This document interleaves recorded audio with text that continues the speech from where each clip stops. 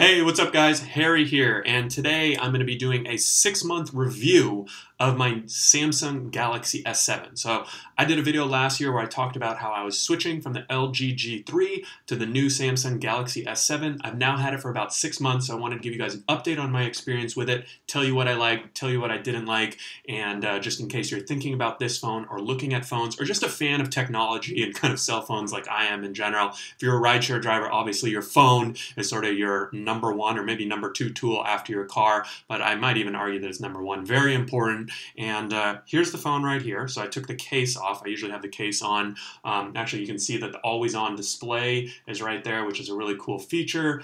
And the screen's actually off. But there, you can pop it on and see that it's on. I got the gold version. I originally got black, but ended up switching to gold, and I'll tell you all about why. But I really just love the look of the phone, man. Like, I think this is like one of the sexiest phones out there. I think it looks so cool. The kind of slight curves. I'm not a big fan of the edge that kind of drops off. I think that this phone still looks really good in a case. I do use a case, which I'll show in a second, but I just love the look of the phone, the feel of the phone. The weight is pretty good. You know, it's maybe about like a quarter pound, so it's really not heavy, but it also has some weight so that you feel like you're holding something when you're actually using it.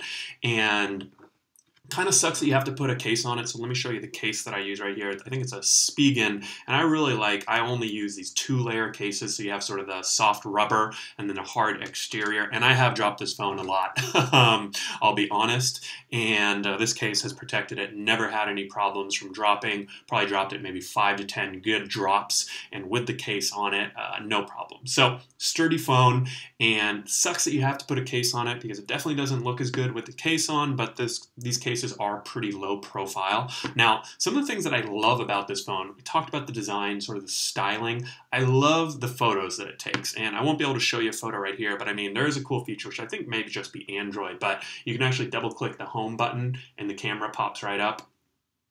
So right there, you can see that the camera popped up, and you know, so there's cool stuff like that you start seeing. And some of these are Android features, and so you might have them on other phones. But I love the photos it takes. My wife has an iPhone 7, and this thing is, I mean, it's definitely noticeably better. It's not night and day, but I mean, when I take a picture with my phone of one scenery and she takes it, I think, you know, I'm a little biased, but I think mine looks better, and I've gotten her to admit it too. But you know, camera technology is always evolving. I'm sure the next iPhone will probably have a better camera than this one, and vice versa. So I have a fair number of apps installed. I'm not crazy with apps. I usually try to delete any of the apps that I haven't used in the past few months. But hey, you know, I've got all the weather, all the rideshare apps, all the passenger apps, all the food delivery apps, all the Wazes and Google Maps and Netflixes and, you know, all that, Facebook, social media. So I have all the same apps that probably the normal, typical person has, maybe slightly above average to average, and never had any problems there. To be fair, most new phones are going to have similar processing speeds and power though, so I don't think the Galaxy S7 really stands out to me with kind of the processing and memory and power. One feature that I do really like though is the fast charging. So this phone actually has this feature called fast charging, and all you do is get a special cord, or, you know, it's not even like a special expensive cord, it's just like a normal cord that you plug into the wall, and it just says fast charging on it, and I'm pretty sure it comes with the phone, and basically it can charge this thing, and I don't know the exact specs, but I feel like it can get a full charge in like 30, you know, like maybe 40 to 60 minutes, it'll be fully charged from zero, from 10-20. So I mean, I never use it like that with the fast charging, but let's say I come home from something, I'm like, oh crap, I have to leave in 20 minutes. I'll go take a shower and plug this thing in, and it'll get like 40 to 50% battery back. And that's all you'll need for a night or whatever you're going to do. So I really love the fast charging. I love that feature. It also has wireless charging, which I thought would be really cool. Basically how it works is there's these little pads that you can buy, and then you just plop your phone on and it wirelessly charges. I never actually ended up buying one though. I do have a wireless charging phone mount though in my car, which is awesome. I love the wireless charging there because you don't have to keep unplugging and plugging in, right? I stop to get gas, I pull my phone out, you know, and then boom, I go into the grocery store and I just push it right back on the mount and it starts charging. So it's always charging when it's mounted in my car without having to plug or unplug, which I think for a rideshare driver especially is a super cool feature. I mean, when I'm sitting at my computer desk and I need to charge the phone, I just plug it into the fast charging cord for like 20 minutes and don't really need to touch my phone. I'm not constantly checking my phone, so I don't need to touch it for 20 minutes. That's not a big deal at all. And so I don't think the fast charging really makes, is as great of a feature just in general, when you're around the house and stuff. I mean, it's cool, but I don't think it's necessary. So the other thing that I thought would be really cool that ended up kind of screwing me over is that the fact that this phone is waterproof, right? So it still has all these ports and everything right here,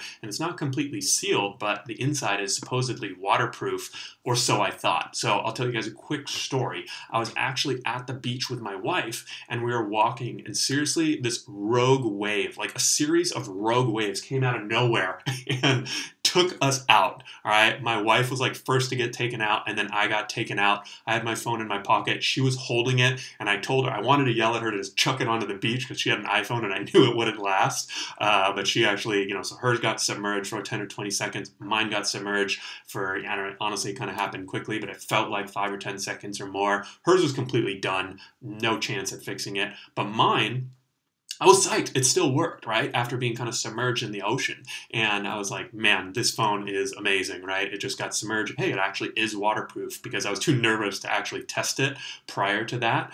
But later on in the day, my battery started running out. Plug it into the charger, moisture alert. And I was like, oh crap. Okay, that makes sense. Maybe it's just a little wet. But for like 2 or 3 days after, I could not dry it out. And clearly it was some type of glitch or something. And what I found was that after the beach, the beach incident, as I like to call it, for a few days after, I couldn't charge it. I couldn't fast charge for like a week. And I was getting really scared that I'd ruin this super expensive phone. Eventually, it just completely went away. But I feel like it sort of has like made some weird little, like once in a while, that moisture alert will pop up just randomly once every month or two. Obviously, it's from that beach incident. So kind of bummed. I don't know if it was the salt water or what. Appears the phone isn't as waterproof as advertised. Kind of sucks. Hopefully the next version will be truly waterproof and don't have to worry about it. Now, the only real complaint I have is the battery. Now, for a majority of the time I've had the phone, the battery has actually worked really great. And I say that I use my phone moderately. I'm not constantly checking my phone like some people. I'm using it, just here and there to text, to make a call here and there. I do take a lot of, probably more calls than the average person, use it when I hit the toilet, all the typical stuff, when I'm on the couch just briefly. And normally, it's just about dying by the time I go to bed, 10, 11 p.m., which is great. That's exactly what I want in a phone, right? If I'm going to go out, do something, go out for a night of driving, I can always plug it in, and then I don't have to worry about it, right? But I want my phone to kind of make it through a whole day. I think that's sort of a basic requirement. But from time to time, the phone just absolutely crushes battery life in a bad way, right? So I'm not sure if it's because of the apps I'm running, or maybe I'm adding new ones, or updates that are coming to the phone, whatever it might be. And this is sort of a problem with Android, is that it is very open, kind of, this open framework, but sometimes these things happen, right? Like so for example, like this one time, I just noticed that over a 2 to 3 week period, my phone battery was dying by midday, where normally, midday, 2, 3 o'clock, where normally it lasts till 10 or 11.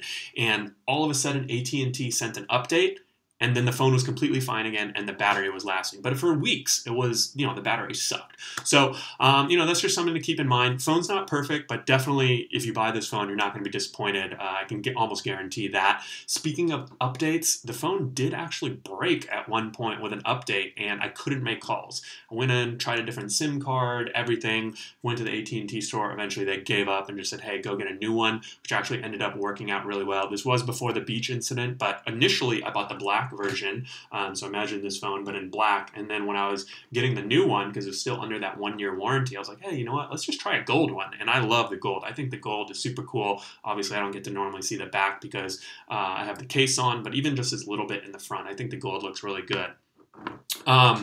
So overall, I'm definitely happy with the phone. There's some great features, hardware, software, but it's not perfect. And honestly, I'm a little worried that once I'm outside of that 1-year warranty, that if something breaks, I'm going to be kind of screwed and out of luck, because I did have that update issue, and they told me if I would have been out of warranty, I would have been screwed.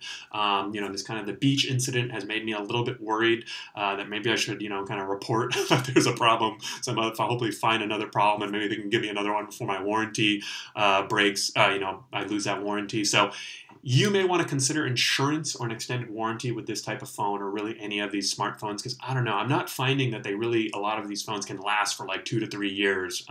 Seems like they do eventually have problems, which kind of sucks for a $600-700 phone. But especially if you're a rideshare driver and your phone is important to you, sort of one of your top 1 or 2 tools, it's important to how you make money. So sometimes you got to spend a little bit of money to make money. So hopefully you guys enjoyed this review. If you have the Samsung Galaxy S7, I'd love to hear from you. What's your experience been like? If you have another line of Samsung, Android, even if you have an iPhone, tell me about your phone. What experiences have you had? I'm going to be buying a new phone, maybe not super soon, but at some point in the future, so feel free to suggest one for me too. If you guys like this video, feel free to give me a thumbs up. If you didn't, leave a comment, let me know what we could change, do differently. And if you haven't subscribed to the channel yet, I would really appreciate if you subscribe, and feel free to keep coming back. We release new videos every single week. Love hearing from all my viewers, and if you have any questions, don't hesitate to reach out. Take care.